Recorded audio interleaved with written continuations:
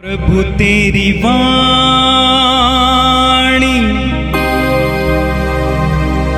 जीवन की रोटी, नयनों की ज्योति, अंधेरा मिटाती।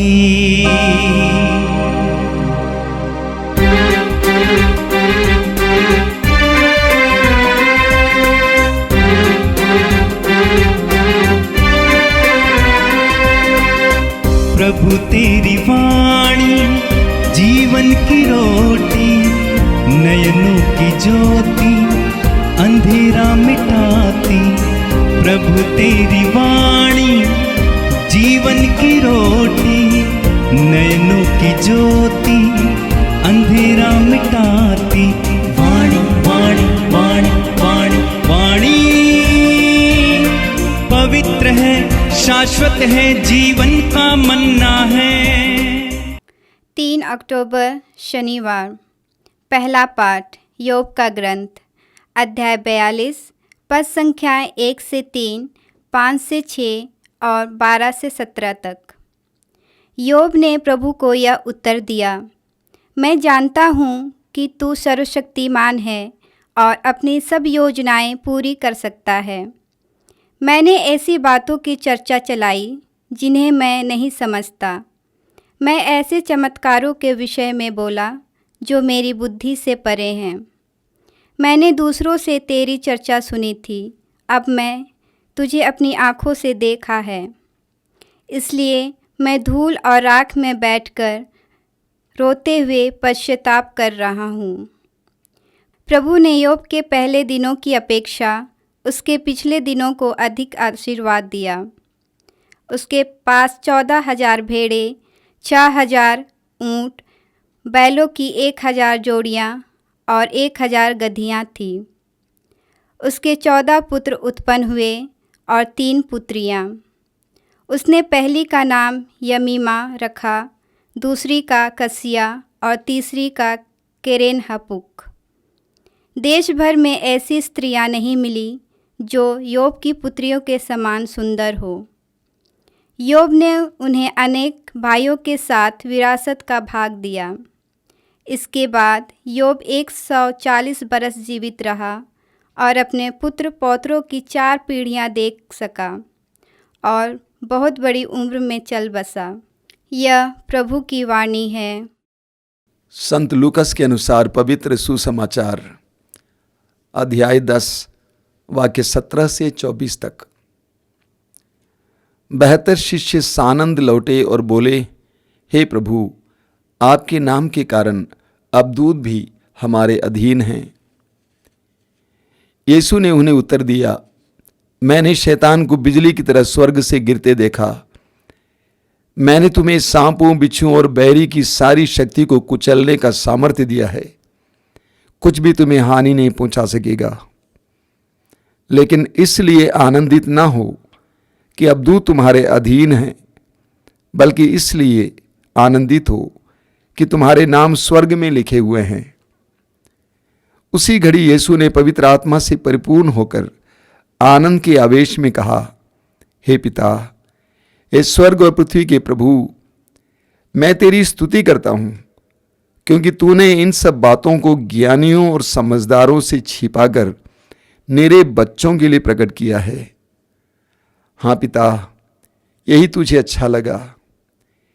मेरे पिता ने मुझे सब कुछ सौंपा है। पिता को छोड़कर यह कोई भी नहीं जानता कि पुत्र कौन है, और पुत्र को छोड़कर यह कोई भी नहीं जानता कि पिता कौन है। केवल वही जानता है जिसके लिए पुत्र उसे प्रकट करने की कृपा करें। तब उन्होंने अपने शिष्यों की ओर मुड़कर एकांत में उनसे कहा, धन्य हैं वे आंखें जो ये सब देखती हैं जिसे तुम देखते हो, क्योंकि मैं तुमसे कहता हूं, तुम जो बातें देख रहे हो उन्हें कितने ही नबी और राजा देखना चाहते थे, परंतु उन्होंने उनको देखा नहीं, और जो बातें तुम सुन रहे हो वे उनको सुनना चाहते थे, परंतु उनको सुना नहीं। यह प्रभु का दिव्य सुसमाचार है। ख्रिस्त प्रभु की जय। मेरे प्रिय भाई और बहनों, आज के पहले पाठ में आपने अय्यूब के ग्रंथ से उसके अंतिम कड़ियों को सुना। अय्यूब के जीवन में कैसी परीक्षाएं आईं, इसके बारे में कुछ दिन पहले से आप सुन रहे हैं। लेकिन अय्यूब अपने आप को प्रभु के अधीन रखा। अय्यूब नम्र बना रहा। अय्यूब ईश्वर के प्रति समर्पित रहा। अय्यूब की भक्ति टूटी नहीं। अय्यूब ईश्वर के अधीन रहा। इसलिए शैतान उसको अपने वश में नहीं कर पाया। आप याकूब के ग्रंथ की अध्याय 4 उसके वाक्य 7 में पढ़ेंगे। याकूब कहता है कि ईश्वर के अधीन रहकर शैतान का सामना करें।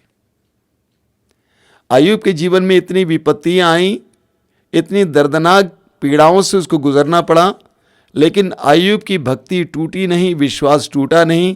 हालांकि शैतान उसके विश्वास को तोड़ने के लिए उस पर विपत्तियां भेजी थी, लेकिन अय्यूब के भक्ति को और विश्वास को शैतान तोड़ नहीं पाया। उस अवस्था में भी अय्यूब ने ईश्वर को नहीं छोड़ा, अपनी भक्ति को नहीं छोड़ा। अय्यूब नम्र बना रहा, समर्पित बना रहा। इसका नतीजा आज के पहले पाठ में आपने सुना। ईश्वर ने अय्यूब को दुगुना आशीर्वाद दिया, सब कुछ दुगुना दे दिया। अय्यूब को दुगनी जिंदगी दी, दुगने बच्चे दिए, सब कुछ दुगना दे दिया, आशीर्वाद पर आशीर्वाद दिया। हमारे जीवन में भी जब दुख पीड़ाओं से हमें गुजरना पड़ता है, उन क्षणों में हम प्रभु के प्रति समर्पित, प्रभु से लगे और प्रभु की भक्ति में लीन, विश्वास में दृढ़ बने रहेंगे। प्रभु हम सबके साथ भी यही करेंगे। अय्यूब का ग्रंथ हमारे लिए एक नमूना है, एक उदाहरण है, एक चुनौती है। प्रभु इस अय्यूब की कहानी के द्वारा हमें बताना चाहते हैं कि यदि तुम भी इसी तरह बने रहोगे दुख और पीड़ाओं के समय, मैं तुम्हारे साथ भी ऐसा ही करूंगा, मैं तुम्हें प्रतिफल दूंगा। आज के सुसमाचार में हमने सुना कि प्रभु यीशु ने 12 शिष्यों को गांव-गांव भेजा था। वचन में लिखा हुआ है कि वे बड़े आनंद के साथ लौटे और बोले, हे प्रभु, आपके नाम के कारण अबदूत भी हमारे अधीन है। हमें समझने की जरूरत है प्रभु यीशु के शिष्य किस प्रकार के लोग थे। समाज के तुच्छ, नगण्य, ना कुछ के बराबर, ना चीज। और वे इतने आनंद के साथ आके प्रभु से कहते हैं कि प्रभु, आपके नाम के कारण अबदूत भी हमारे अधीन हैं। प्रभु के द्वारा दिए गए सामर्थ्य के कारण वे आनंदित हुए, और वे अपने आनंद को किस तरह प्रकट कर सकते हैं उनको नहीं मालूम होगा शायद। जो समाज में नाचीज थे, शैतान भी उनके अधीन, उनकी बात को मानना, तो उनके अंदर कितना आनंद होगा। उनको ये सामर्थ्य कैसे मिला? क्योंकि सबसे पहले वे प्रभु के साथ थे। मार्कुस के समाचार के अध्याय 3 उसके वाक्य 13 में हम पढ़ते हैं कि जिनको प्रभु चाहते थे, प्रभु ने उनको अपने पास बुलाया और वो प्रभु के पास आए। वाक्य 14 में लिखा हुआ है, जिससे वे यीशु के साथ रहें और अबदूतों को निकालने के लिए सामर्थ्य पाकर भेजे जाए। तो यीशु से अबदूतों पर अधिकार पाने के लिए उनको यीशु के साथ रहना पड़ा। यीशु के साथ रहने से यीशु का सामर्थ्य उनको प्राप्त हो जाता है। आप एक लोहे के टुकड़े को एक चुंबक के पास पड़ा रहने दें काफी समय तक, तो लोहे का टुकड़ा चुंबक बन जाएगा। यीशु से सामर्थ्य पाने के लिए उनको यीशु के साथ रहना पड़ा। दूसरी बात, उनको यीशु के नाम पर विश्वास करना पड़ा। आप पढ़ेंगे यूहन्ना के सुसमाचार के अध्याय 1 उसके वाक्य 12 में लिखा हुआ है, जितनों ने उसे अपनाया और जो उनके नाम में विश्वास करते हैं, उन सबको उसने ईश्वर की संतान बनने का अधिकार दिया। शिष्यों ने अपनी सरलता में, सहजता में यीशु को अपनाया, यीशु के साथ रहे और उन्होंने यीशु के नाम पर विश्वास किया। शिष्यों ने क्या कहा? आपके नाम के कारण, यीशु के नाम पर विश्वास किया, इसलिए यीशु ने उनको अधिकार प्रदान किया। प्रभु ने कहा आज के सुसमाचार में आपने देखा, मैंने तुम्हें सांपों, बिच्छुओं, बैरी की सारी शक्तियों को कुचलने का सामर्थ्य दिया है। शिष्य क्या थे और क्या बन गए? यीशु के साथ रहने से। लेकिन प्रभु ने जब उन्होंने आनंद के साथ ये कहा कि आपके नाम के कारण अबदूत भी हमारे अधीन हैं, आगे वचन में लिखा हुआ है, प्रभु ने कहा लेकिन इसलिए आनंदित ना हो कि अबदूत तुम्हारे अधीन हैं, बल्कि इसलिए आनंदित हो कि तुम्हारे नाम स्वर्ग में लिखे हुए हैं। प्रभु ने उनसे कहा कि तुम इसलिए आनंदित ना हो कि अबदूत तुम्हारे अधीन हैं, बल्कि इसीलिए आनंदित हो कि तुम्हारे नाम स्वर्ग में लिखे गए हैं। यानी पिता परमेश्वर ने तुम्हें लायक समझा है, तुम प्रभु की दृष्टि में मूल्यवान बन गए हो, इसके लिए आनंदित हो। अपनी उपलब्धि पर आनंदित मत हो, बल्कि उस उपलब्धि के जो कारण हैं, शक्ति देने वाले हैं, उसकी दया पर आनंदित हो। यह मत कहो कि शैतान हमारे अधीन हुए इसीलिए हम आनंदित हैं, बल्कि इसलिए आनंदित हो कि ईश्वर ने तुमको लायक समझा और तुमको यह सामर्थ्य प्रदान किया, उसकी दया पर आनंदित हो। हमारे जीवन में भी हमें उपलब्धियों पर आनंदित नहीं होना चाहिए, बल्कि हमें आनंदित होना है वो प्रदान करने वाले उस ईश्वर की दया पर।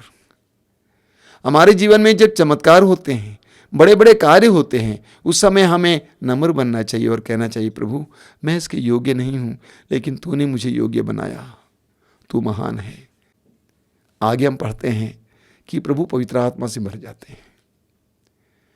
प्रभु पवित्र आत्मा से भर जाते हैं और उस आनंद में बोलते हैं मैं तुझे धन्यवाद देता हूं पिता, स्वर्ग पृथ्वी के प्रभु, क्योंकि तूने इन सब बातों को ज्ञानियों और समझदारों से छिपाकर मेरे बच्चों पर प्रकट किया। हां पिता, तुझे यही अच्छा लगा। ये सामर्थ्य और ये ज्ञान आपको मालूम किसको प्राप्त होता है? ज्ञानियों, समझदारों, शक्तिशालियों को नहीं, बल्कि निरे बच्चों को। ये निरे बच्चे कौन होते हैं? जो प्रभु पर आश्रित हैं, जो अपनी सीमाओं को जानते हैं, जो अपने को तुच्छ समझते हैं, जो प्रभु के सामने अपने आप को तुच्छ समझते हैं, नम्र बनते हैं, उन पर प्रभु ये सामर्थ्य प्रकट करते हैं, ये ज्ञान प्रकट करते हैं। बहुत बड़ी बात है। प्रभु के जमाने में बहुत सारे धर्मगुरु थे, शिक्षक थे, रबाई थे, फरीसी नेता थे, सदूकी नेता थे, लेकिन उन सबको ये ज्ञान नहीं प्राप्त हुआ। किनको प्राप्त हुआ? मछुए, चुंगी लेने वाले, अबदूतग्रस्त बच्चे, छोटे। मेरे प्रिय भाई और बहनों, अगर हम चाहते हैं कि प्रभु हमारे जीवन में बड़े बड़े कार्य करें, हमें छोटा बनना ही होगा। नो अदर ऑप्शन, दूसरा कोई उपाय नहीं है। हमें छोटा बनना ही होगा। जिस तरह यीशु छोटे बने उसी तरह हमें छोटा बनना ही होगा, तब हमारे जीवन में प्रभु महान महान कार्य और चिन्ह प्रकट करेंगे। देखिए आगे प्रभु ने क्या कहा शिष्यों से। प्रभु ने कहा धन्य है वे आंखें जो ये सब देखती हैं, जिसे तुम देखते हो। आगे प्रभु कहते हैं कितने राजा, महाराजा, नबी ये सब देखना चाहते थे, उनको ये मौका नहीं मिला। आपको याद होगा लूकस के सुसमाचार के अध्याय 2 में जब प्रभु यीशु मंदिर में चढ़ाए गए तो वहाँ पर सिमेयोन नामक एक भक्त पुरुष थे। उन्होंने यीशु को अपने हाथ में लिया, उन्होंने यीशु को पहचान लिया और ईश्वर से कहा हे प्रभु, अब मैं विदा ले सकता हूँ दुनिया से, क्योंकि मैंने मुक्ति को देखा है। यीशु के लोग इंतजार में थे, मसीहा के इंतजार में थे, लेकिन वे देख नहीं पाए। शिष्यों से प्रभु कहते हैं तुम धन्य हो। और आज मैं आपसे भी कहना चाहता हूं आप धन्य हैं कि आप यीशु को जान गए हैं, यीशु को पा गए हैं। इस दुनिया में बहुत सारे लोग यीशु के खोज में हैं, सत्य के खोज में हैं, मार्ग के खोज में हैं, जीवन के खोज में हैं, लेकिन उनको प्राप्त नहीं होता है। आप और मुझे प्राप्त हुए हैं। धन्यवाद देना, प्रभु के सामने सिर झुकाकर धन्यवाद देना। आइए हम प्रार्थना करें। प्रभु यीशु धन्यवाद देते सुबह के समय के लिए। तो अपने पवित्र वचनों के द्वारा मुझसे और हम सबसे बोला है। धन्यवाद देते हैं क्योंकि हमें तुझे जानने और पहचानने और अपनाने का मौका मिला है। धन्यवाद देते हैं कि तूने हमारी आंतरिक आंखों को खोल दिया ताकि हम आपको पहचान सकें।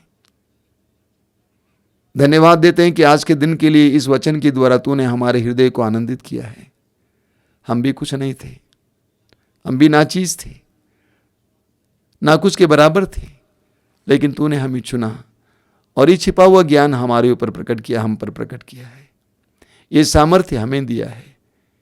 प्रभु यीशु हमें कृपा दीजिए कि निरंतर तुझे अपने जीवन के हर पहलू में, हर परिस्थिति में, हर मोड़ पर याद कर सके, लेके चल सके। प्रभु यीशु जो इन वचनों को सुन रहे हैं उन सबको आशीर्वाद दीजिए। आज का दिन उनके लिए कृपा का दिन हो। वे जहाँ कहीं जाए उन्हें सुरक्षा मिले, तेरा संरक्षण मिले। आमीन। प्रभु तेरी वाणी जीवन की रोटी, नयनों की ज्योति अंधेरा मिटाती। वाणी वाणी वाणी वाणी वाणी पवित्र है, शाश्वत है, जीवन का मन्ना है।